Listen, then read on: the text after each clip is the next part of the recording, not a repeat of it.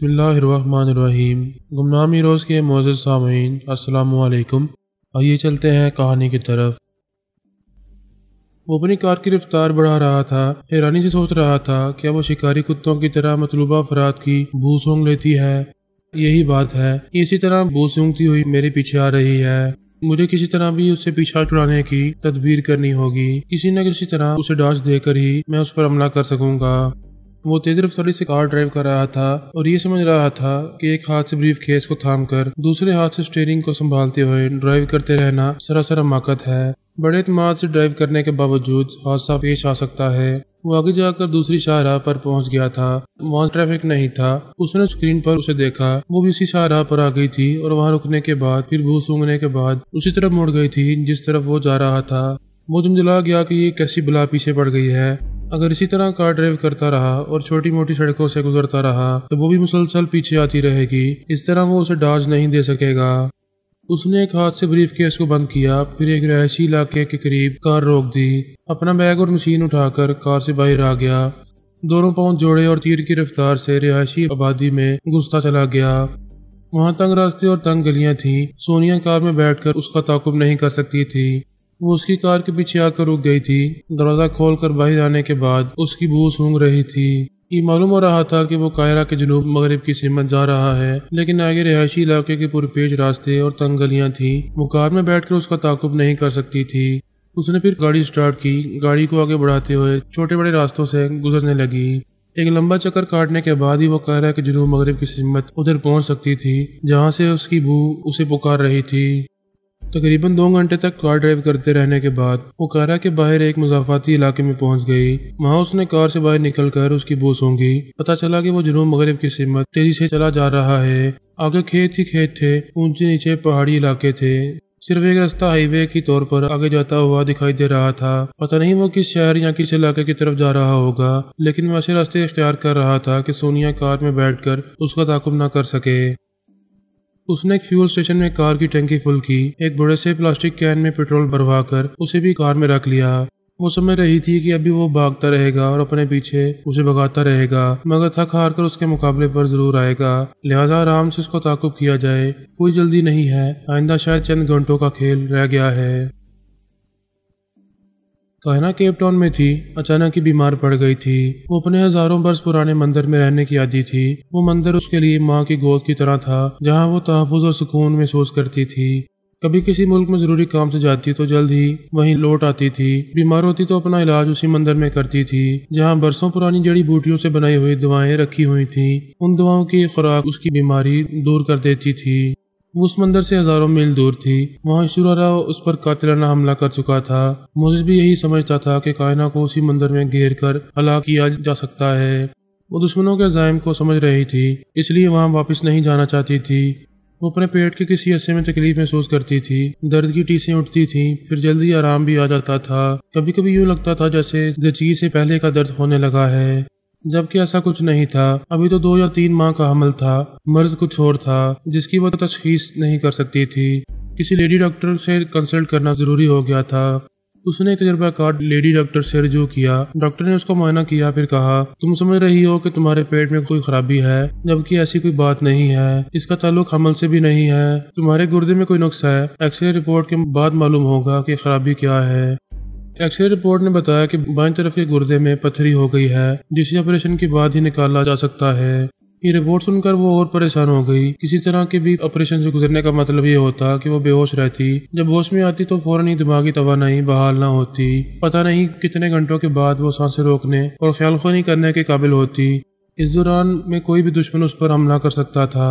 وہ پریشان ہو کر بولی ڈاکٹر میں آپریشن نہیں کرانا چاہتی، آپ دعاؤں کے ذریعے گردے کی پتھری نکالنے کی کوشش کریں، میں نے سنا ہے کہ آپریشن کے بغیر بھی گردے سے پتھریاں نکل جاتی ہیں۔ ڈاکٹر نے کہا وہ ایک لمبا پروسیس ہوگا، پتھریاں رفتہ رفتہ نکل سکیں گی، کئی ماہ کا عرصہ لگے گا، تمہاری زچگی کا وقت آ جائے گا، ایسے وقت گردے کی تکلیف جان لیوا ثابت ہوگی۔ ایک نارمل زچگی کے لیے تمہیں پوری طرح صحت مند رہنا چاہیے۔ وہ سر پکڑ کر سوچنے لگی کیا کروں؟ ڈاکٹر درست کہتی ہے زچگی نارمل ہونی چاہیے، ہونے والی بچی کو کسی طرح کا نقصان نہیں پہنچنا چاہیے۔ ابھی جو مسئلہ ہے وہ ایک معمولی آپریشن کے بعد دور ہو سکتا ہے۔ وہ اپنے حالات پر غور کرنے لگی۔ جب کبھی گردے کی تکلیف بڑھتی تھی تو وہ عارضی طور پر خیال خوانی کے قابل نہیں رہتی تھی۔ ایسے وقت اس نے آزمائش کے طور پر خیال خانی کے ذریعے اپنی ڈمی کائنہ کے اندر پہنچنا چاہا تھا اور ناکام رہی تھی، مگر ایسا عارضی طور پر ہوتا تھا، بعد میں وہ خیال خانی کے قابل ہو جاتی تھی۔ لیکن آپریشن کا مرحلہ ایسا تھا کہ وہ کم از کم 12 یا 24 گھنٹے تک دماغی کمزوری میں مبتلا رہتی۔ ایسے وقت کوئی حفاظتی تدبیر اختیار کی جا سکتی تھی۔ پہلی حفاظتی تدبیر یہ تھی کہ وہ اپنے پورے سرار علوم کے ذریعے اپنے اطراف حصار باندھ لیتی، کسی دشمن کو اپنے قریب نہ آنے دیتی، لیکن ایسا کوئی عمل اس وقت تک مستحکم رہتا جب تک وہ دماغی طور سے مستحکم رہتی۔ دماغی اور جسمانی کمزوری کے باعث اس کا باندھا ہوا حصار کمزور پڑ سکتا تھا۔ اس نے پریشان ہو کر فون کے ذریعے مجھے مخاطب کیا، اپنے مسائل بیان کرنے لگی۔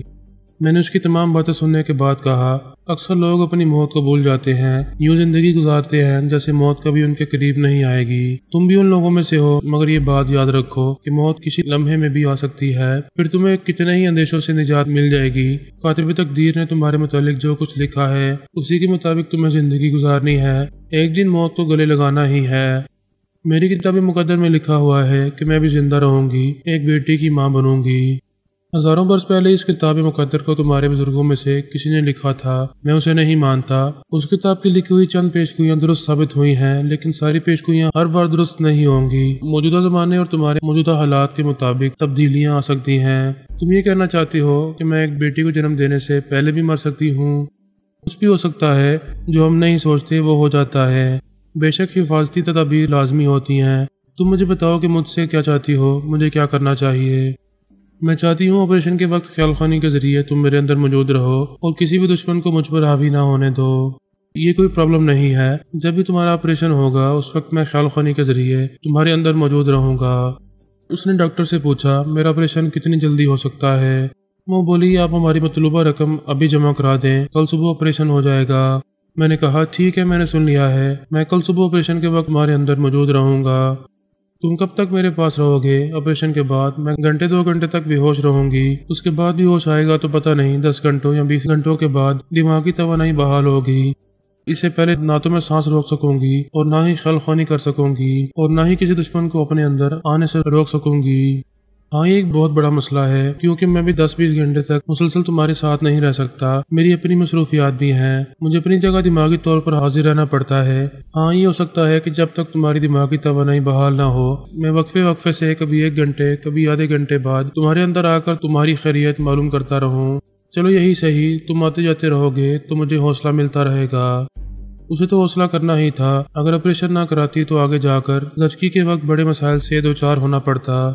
دوسرے دن اس کا آپریشن بخیر و خوبی ہو گیا۔ میں اسی وقت اس کے پاس موجود رہا۔ دشمنوں کے حالات کہہ رہے تھے کہ وہ اپنے مسائل میں بری طرح الجھے ہوئے ہیں، فی الحال کوئی بھی کائنہ کی طرف توجہ نہیں دے گا۔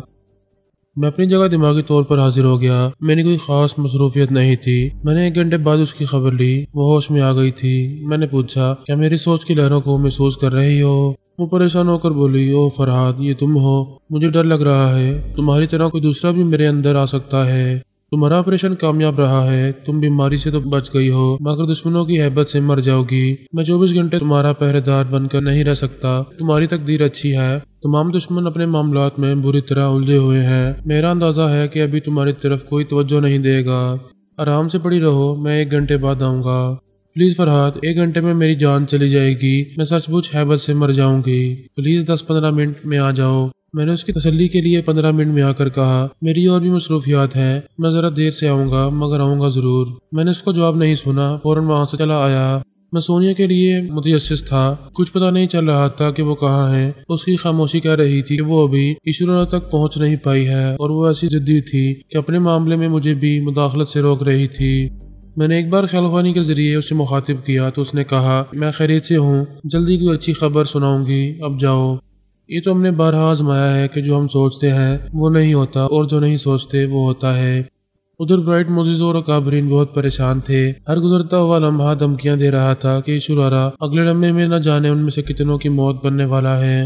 نہ ہی فون سے اور نہ ہی خیال خوانی کے ذریعے اس سے رابطہ ہو رہا تھا۔ ان حالات میں موزیز نے سوچا، بس ایک کائنہ ہی ہے جس کے ذریعے ایشورا سے بات ہو سکتی ہے، اسے اچھی طرح سمجھا کر اس کے ذریعے اس دشمن سے بات کی جا سکتی ہے۔ اس خیال سے وہ کائنہ کے اندر آیا تو کسی رکاوٹ کے بغیر اس کے اندر جگہ مل گئی۔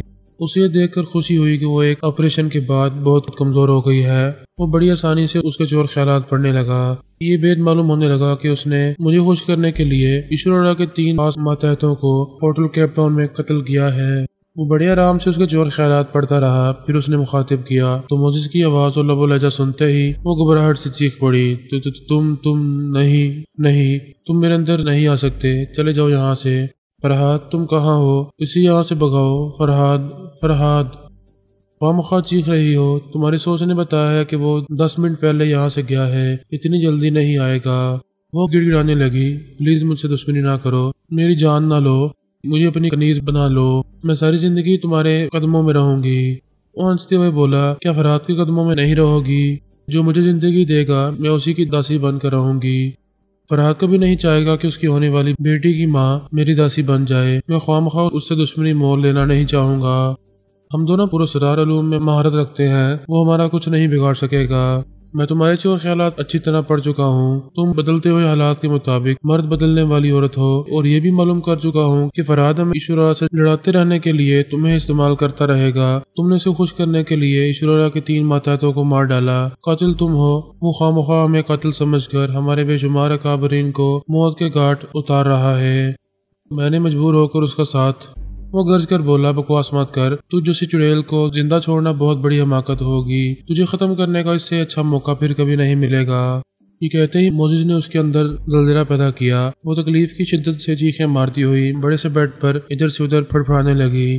اسپتال کے کتنے ہی لوگ دوڑتے چلے آئے، اسے سنبھالنے لگے۔ لیڈی ڈاکٹر اس کی تکلیف کو سمجھنا چاہتی تھی۔ ایسے وقت موزس نے اس کے اندر پھر سے زلزلہ پیدا کیا۔ آپریشن کے باعث وہ پہلے ہی بہت کمزور ہو چکی تھی، دوسرے ذہنی جھٹکے کو برداشت نہ کر سکی۔ اس پر پہلے تو سکتہ طاری ہوا، وہ ہولے ہولے لرزتی رہی، اس کی جان اٹکی ہوئی تھی، دم نہیں نکل رہا تھا۔ موزس نے آخری جھٹکا دیا تو یکلخت وہ تڑپ کر ٹھنڈی پڑ گئی۔ ہزاروں برس سے زندہ رہنے کا ڈھونگ رچانے والی کہناؤں کی نوٹنکی ہمیشہ کے لیے ختم ہو گئی۔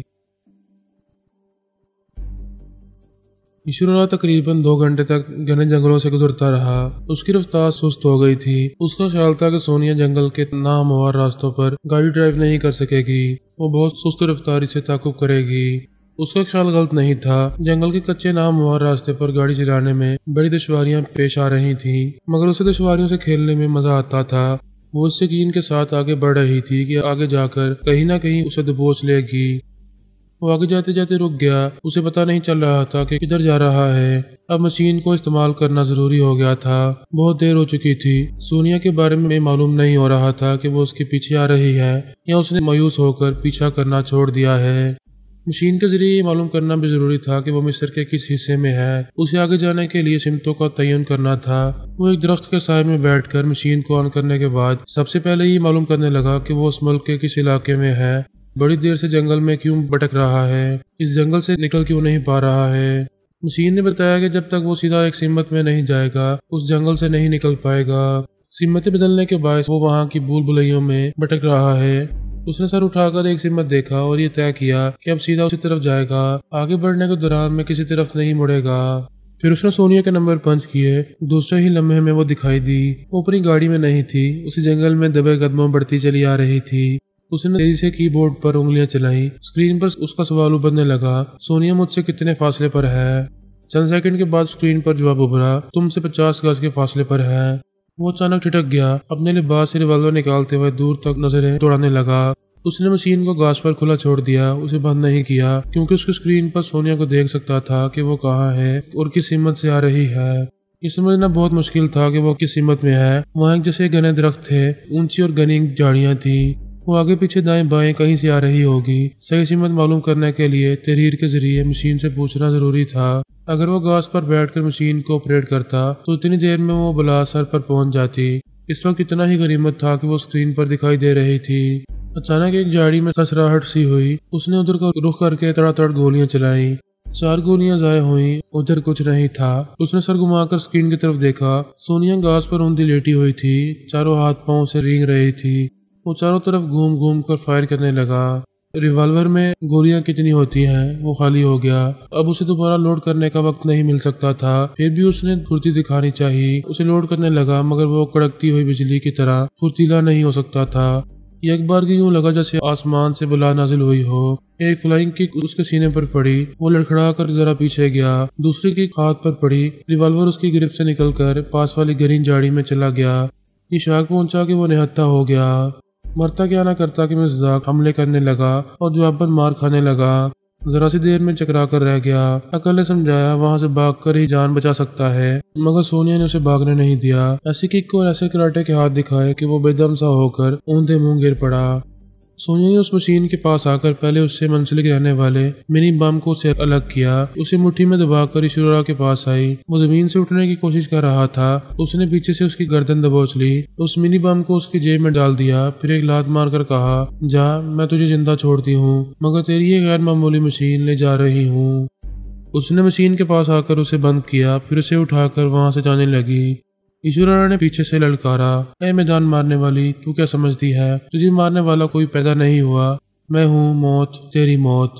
وہ پلٹ کر حقارت سے بولی، تجھ میں اٹھنے کی سکت نہیں ہے اور میری موت بننے کا دعویٰ کر رہا ہے۔ میرے پیچھے آ سکتا ہے تو آ، میں سیارے کی سب سے اہم غیر معمولی مشین لے جا رہی ہوں۔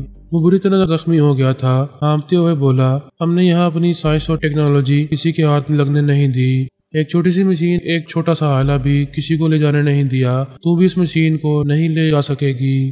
وہ طنزیہ انداز میں مسکراتی ہوئی وہاں سے جانے لگی۔ ایشورا نے اپنے بیگ میں سے ایک ریموٹ کنٹرول کو نکالا۔ سونیا اس پورٹل مشین کو اٹھائے ہوئے تھی، قدم قدم دور ہوتی جا رہی تھی۔ اس نے ریموٹ کنٹرول کے ایک بٹن پر انگلی رکھتے ہوئے کہا، کاتب تقدیر سے بھی لکھنے میں غلطی ہو جاتی ہے، اس نے تیرے ہاتھوں میری موت نہیں، میرے ہاتھوں تیری موت لکھی ہے، جا دفع ہو جا۔ یہ کہتے ہی اس نے بٹن کو دبا دیا۔ اس سے منسلک بم غیر معمولی مشین سے نکل کر ایشورا کی جیب میں پہنچا ہوا تھا۔ پلک جھپکنے سے پہلے ہی ایک زبردست دھماکہ ہوا۔ سونیا نے پلٹ کر دیکھا، پیشگوئی پوری ہو چکی تھی، اس کے وجود کے چیچڑے اڑ گئے تھے۔ وہ موت کا پانسا پلٹنے والی اس پورٹیبل مشین کو اٹھائے سینہ تانے جنگل کے سینے کو رونتی جا رہی تھی۔ سونیا نے سب سے پہلے مجھے خوشخبری سنائی کہ سیارے والوں کا طلسم ٹوٹ چکا ہے، ایشورا کے مقدر کا لکھا پورا ہو چکا ہے۔ اس نے کہا، میں نے براہ راست اسے ہلاک نہیں کیا ہے، مگر ہاں، اس کی ہلاکت کی وجہ بن گئی ہوں۔ میں نے پوچھا وہ کیسے؟ اس نے بتایا کہ غیر معمولی مشین سے منسلک رہنے والا بم کس طرح ایشورا کی جیب میں پہنچ گیا تھا۔ وہ سمجھ رہا تھا کہ ریموٹ کنٹرول کے ذریعے سونیا کو ہلاک کر رہا ہے، مگر بدقسمتی سے اس نے اپنے ہی ہاتھوں سے خود کو جہنم میں پہنچا دیا ہے۔ پھر سونیا نے کہا، وہ آڈیو اور ویڈیو کیپچرنگ مشین میرے پاس ہے، بولو کیا ارادہ ہے؟ میں آ رہا ہوں، کہاں ملو گی؟ وہ بولی، میرے پاس قاہرہ کی ایک رینٹڈ کار ہے، واپس اسی شہر جا رہی ہوں۔ ٹھیک ہے، میں کل صبح تک وہاں پہنچ جاؤں گا، تب تک کوشش کرنا کہ اس مشین کا آپریٹنگ سسٹم معلوم ہو جائے۔ اس نے کہا، قاہرہ میں سائنس اور ٹیکنالوجی کے ماہر ڈاکٹر افندی ہیں، انہوں نے بابا صاحب کے ادارے سے ڈپلومہ حاصل کیا تھا، ہو سکتا ہے کہ مشین کے سلسلے میں ان سے مدد مل جائے۔ میں نے کہا، ایک بات اور یاد رکھو، دشمنوں کو ابھی ایشورا کی موت کی خبر نہیں ملنی چاہیے۔ میں آ رہا ہوں، پھر ہم سوچیں گے کہ آئندہ کیا کرنا ہے۔ میں نے دماغی طور پر حاضر ہو کر دوسرے دن کے لیے قاہرہ جانے والی ایک فلائٹ میں اپنے لیے سیٹ اوکے کرا لی۔ سونیا نے بڑی کامیابی حاصل کی تھی۔ ایک تو ایشورا کا قصہ تمام کر دیا تھا، دوسری کامیابی یہ تھی کہ اس نے غیر معمولی مشین حاصل کر لی تھی۔ اس مشین کے ذریعے آئندہ ہم دشمنوں کے خلاف بڑے تماشے کر سکتے تھے۔ کچھ سیارے والے ابھی ہماری زمین پر باقی تھے، ان سے بھی نمٹنا ضروری تھا۔ ایشورا کو ہلاک کرنا اور غیر معمولی مشین پر قبضہ جما لینا، یہ ہم دنیا والوں کی ایسی کامیابی تھی جسے گریٹ ایشورا برداشت کرنے والا نہیں تھا۔ آئندہ جلد ہی اس کی طرف سے خطرناک رد عمل ظاہر ہو سکتا تھا، اس کے لیے ہم ذہنی طور پر تیار تھے۔ اتنی بڑی کامیابی حاصل کرنے کے بعد کائنہ کو بلایا نہیں جا سکتا تھا۔ میں 2 گھنٹے پہلے اس کے پاس تھا، وہ بالکل خیریت سے تھی، دور دور تک ایسے آثار نہیں تھے کہ کوئی دشمن اس کی طرف توجہ دے کر اسے نقصان پہنچاتا۔ میں اسے تسلیاں دے کر چلا آیا تھا۔ اب خیال خانی کے ذریعے اس کے اندر پہنچنا چاہا تو بے حد افسوس ہوا۔ میری سوچ کی لہروں نے واپس آ کر اس کی موت کی تصدیق کر دی۔ یہ بھی سمجھ میں آ گیا کہ اس کی طبعی موت نہیں ہو سکتی تھی، کیونکہ آپریشن کے بعد اس کی طبیعت سنبھل گئی تھی، وہ بالکل نارمل تھی۔ دوسرے دن اسے اسپتال سے چھٹی ملنے والی تھی۔ اسے کس نے ہلاک کیا ہے یہ سمجھنے میں دیر نہیں لگی۔ میں نے اس اسپتال کی لیڈی ڈاکٹر کے خیالات پڑھے۔ اس کی سوچ نے کہا، پتہ نہیں اسے اچانک کیا ہو گیا تھا۔ ہم سب اس کی چیخیں سن کر کمرے میں پہنچے تو وہ بیڈ پر بری طرح تڑپ رہی تھی۔ اس کی اندرونی تکلیف سمجھ میں نہیں آ رہی تھی۔ میں اسے انجیکشن دے کر سلانا چاہتی تھی، لیکن وہ پھر ایک بار تکلیف کی شدت سے ایک ذرا تڑپ کر ٹھنڈی پڑ گئی۔ میرے کچھ سمجھنے اور علاج کرنے سے پہلے ہی اس کا دم نکل گیا۔ اب بات واضح ہو گئی کہ کسی دشمن نے اس کے دماغ میں زلزلے پیدا کیے تھے۔ وہ دشمن کون ہو سکتا تھا؟ ایشوریا یا موزس کے علاوہ اس کا کوئی مخالف نہیں تھا۔ ایشوریا کو اس وقت سونیا دوڑا رہی تھی، اسے اپنی جان کی فکر تھی۔ وہ کہنا کہ جان کیا لیتا، حالات کہہ رہے تھے کہ پیشوا اعظم نے اسے موت کے گھاٹ اتارا ہے۔ کسی بھی انسان کی موت پر جس حد تک افسوس کرنا چاہیے اتنا افسوس میں نے بھی کیا۔ مجھے اس سے کوئی دلی لگاؤ نہیں تھا۔ یہ پیشگوئی بھی غلط ہوئی کہ وہ میری ایک بیٹی کو جنم دے گی۔ پیشگوئی صرف اس مرحلے تک درست رہی کہ وہ میری زوجہ بننے کے بعد ماں بننے والی تھی، پھر اس کی زندگی نے وفا نہیں کی۔ آئندہ اس کے قاتل کی زندگی وفا کرنے والی نہیں تھی۔ میں نے فون کے ذریعے اسے مخاطب کیا، ہیلو مسٹر موزس، تم سب کی طرف سے بڑی خاموشی ہے۔ ایشوریا نے تم لوگوں کو اچھی طرح خوفزدہ کر رکھا ہے۔ وہ بولا، میں خوفزدہ نہیں ہوں، تم تو جانتے ہی ہو میں نے تم سے مدد مانگی ہے اور تم نے وعدہ کیا ہے کہ میرے بیٹے کا انتقام لوگے اور ایشوریا کو ختم کر دو گے یا اسے ہماری دنیا سے بھگا دو گے۔ ہاں میں نے تو وعدہ کیا ہے، مگر تم لوگوں کا کوئی دین ایمان نہیں ہے۔ ان ناقابرین نے اپنی آزادی اور غیرت بیچ کر غلامی مول لے کر بہت بڑا سودا کیا ہے۔ میں اس سودے بازی میں شامل نہیں ہوں۔ یہ بتاؤ مجھے یاد کیوں کیا ہے؟ تمہارا شکریہ ادا کرنے آیا ہوں۔ اس نے رانی سے پوچھا، کس بات کا شکریہ؟ تم نے کائنات جیسی بلا سے میرا پیچھا چھڑایا ہے۔ وہ چونک گیا، پھر سنبھل کر بولا، یہ کیا کہہ رہے ہو؟ میں نے اس سے تمہارا پیچھا چھڑایا ہے۔ تم کہنا کیا چاہتے ہو؟ یہی کہ جو کام میں کرنا چاہتا تھا وہ تم نے کر دیا ہے۔ وہ میرے لیے مصیبت بن گئی تھی، تم نے مجھے اس مصیبت سے نجات دلائی ہے۔ مجھے دیکھتے ہوئے بولا، کیا سچ کہہ رہے ہو؟ وہ تمہارے اولاد کی ماں بننے والی تھی، پھر کیوں اسے؟ میں نے بات کاٹ کر کہا، اسی لیے اسے ختم کرنا چاہتا تھا۔ میں نہیں چاہتا تھا کہ ایک چڑیل میری کسی اولاد کو جنم دے۔ اس سلسلے میں یہ پیشگوئی کی گئی تھی کہ وہ میرے ہاتھوں نہیں کسی اور کے ہاتھوں ماری جائے گی، اور دیکھ لو کہ وہ تمہارے ہاتھوں ماری گئی ہے۔ وہ مسکرا کر بولا، چلو انجانے میں ہی صحیح، میں تمہارے کام آ گیا۔ اس کے بدلے میں تمہارے کام آؤں گا، تمہاری جتنی پریشانیاں اور مسائل ہیں ان سب سے تمہیں نجات دلاؤں گا۔ یہ کسی انسان کے بس کی بات نہیں ہے کہ وہ کسی کو تمام پریشانیوں سے نجات دلا دے۔ تم بول رہے ہو ہمارے علاقار ایسا آسانی سے کر سکتے ہیں؟ وہ چونک کر بولا، تم کہنا کیا چاہتے ہو؟ وہی جو سمجھ رہے ہو، میرا کوئی بھی علاقار کسی بھی وقت کہیں بھی تمہیں گولی سے اڑا دے گا، تمہیں تمام مسائل سے نجات مل جائے گی۔ یہ کیا بکواس کر رہے ہو؟ اتنی بکواس نہ کرتا تو تم کبھی کائنا کے قاتل ہونے کا اقرار نہ کرتے۔ میں نے شدید نفرت سے کہا، لعنت ہے تم پر، کم ظرف کتنے کمینے ہو، مجھ سے مدد مانگنے آئے، ایشوریا سے انتقام لینا چاہتے تھے۔ جب میری طرف سے یقین ہو گیا کہ میں تمہارا انتقام ایشوریا سے لوں گا، اسے اس دنیا سے بھگا دوں گا، تو تم نے میرے ہی گھر پر حملہ کیا، میری ہونے والی بیٹی کو مار ڈالا۔ تمہارے ہر عمل سے ثابت ہوتا ہے کہ یہودی اپنے باپ کے بھی نہیں ہوتے۔ وہ رٹائی سے بولا، تم مجھ سے جرم کا اعتراف کرا کے میرا کیا بگاڑ لوگے؟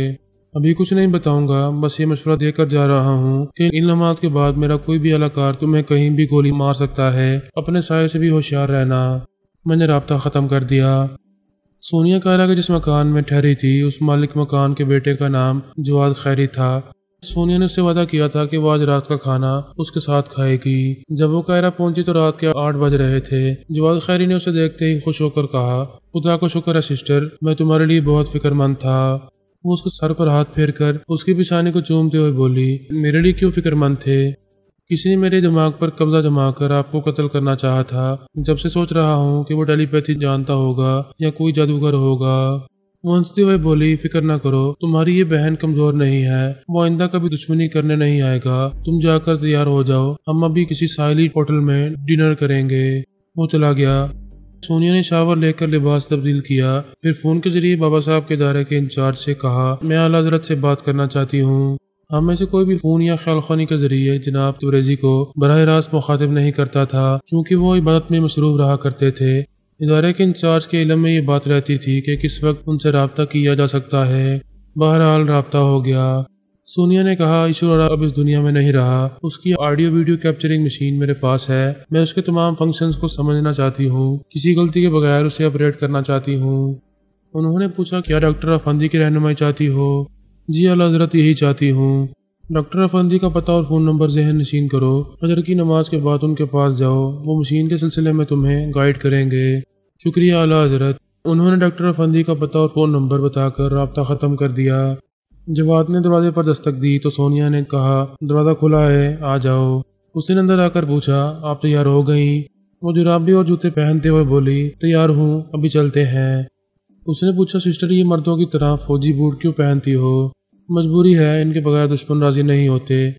وہ ہنسنے لگا، پھر بریف کیس کی طرف دیکھتے ہوئے بولا، میرے پاس بھی بالکل ایسا ہی بریف کیس ہے، وہ بھی میرون کلر کا ہے۔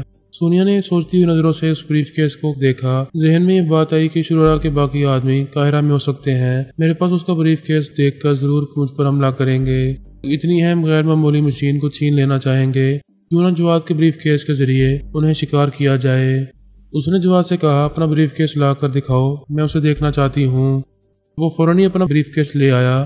سونیا نے اسے ہاتھوں میں لے کر اچھی طرح دیکھا، شرورا کے بریف کیس سے موازنہ کیا۔ ان دونوں میں ایک ذرا سا فرق تھا، مگر دور سے ایک جیسے دکھائی دیتے تھے۔ اس نے جواد سے کہا، اسے خالی کرو، پھر اس میں چھوٹے چھوٹے پتھر بھر کر لے آؤ، میرے بریف کیس کی طرح اسے بھاری ہونا چاہیے۔ اس نے کوئی سوال نہیں کیا، چپ چاپ اس کی ہدایت پر عمل کیا، بریف کیس میں پتھر ڈال کر لے آیا۔ پھر وہ دونوں باہر آ کر رینٹڈ کار میں بیٹھ گئے۔ وہ کار ڈرائیو کرتے ہوئے بولی، تم گائیڈ کرو، ہم کہاں جا کر مزیدار کھانا کھا سکتے ہیں۔ ایک ساحلی ریستوران لذیذ کھانوں کے لیے بہت مشہور ہے، میں وہی لے چلتا ہوں، مگر تمہارے ارادے کچھ خطرناک لگتے ہیں۔ یہ فوجی بوٹ اور بریف کیس میں بھرے ہوئے پتھر، سمجھ میں نہیں آتا کہ تم دشمنوں کو پتھر مار کر کیسے بگاؤ گی۔ وہ ہنستے ہوئے بولی، اگر کوئی دشمن ہاتھے چڑھے گا تو تماشا دکھاؤں گی۔ ایسے وقت میں نے اس کے پاس آ کر پوچھا، کیا ہو رہا ہے؟ جواد خیری کے ساتھ ڈنر کے لیے جا رہی ہوں، کل مشین کے سلسلے میں ڈاکٹر افندی سے ملاقات ہوگی، تم سناؤ کب آ رہے ہو؟ کل دن کے 11 بجے کی فلائٹ سے قاہرہ پہنچوں گا۔ ہم نہیں جانتے کہ شرورا کے کتنے آدمی ہماری دنیا میں رہ گئے ہیں اور وہ کن ممالک میں ہیں۔ ایک اندازہ ہے کہ اس کے 2-4 آدمی قاہرہ میں ہوں گے، ان کے آگے چارہ ڈالنے کی کوشش کر رہی ہوں۔ اس نے بتایا کہ جواد سے بریف کیس لے کر کس طرح شرورا کے آدمیوں کو اپنے پیچھے لگا سکتی ہے۔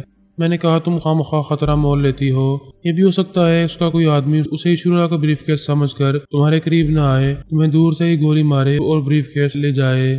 وہ بولی، اتنی سی عقل مجھ میں ہے، یہ بریف کیس بالکل ویسا ہی نہیں ہے، شبہ ہوتا ہے کہ یہ شرورا کا ہو سکتا ہے۔ کوئی بھی دشمن پہلے شبہ دور کرے گا، جب یقین ہوگا تب ہی مجھ پر حملہ کرے گا۔ اچھی بات ہے، میں جواد کے اندر آتا جاتا رہوں گا، ابھی جا رہا ہوں۔ میں وہاں سے چلا آیا۔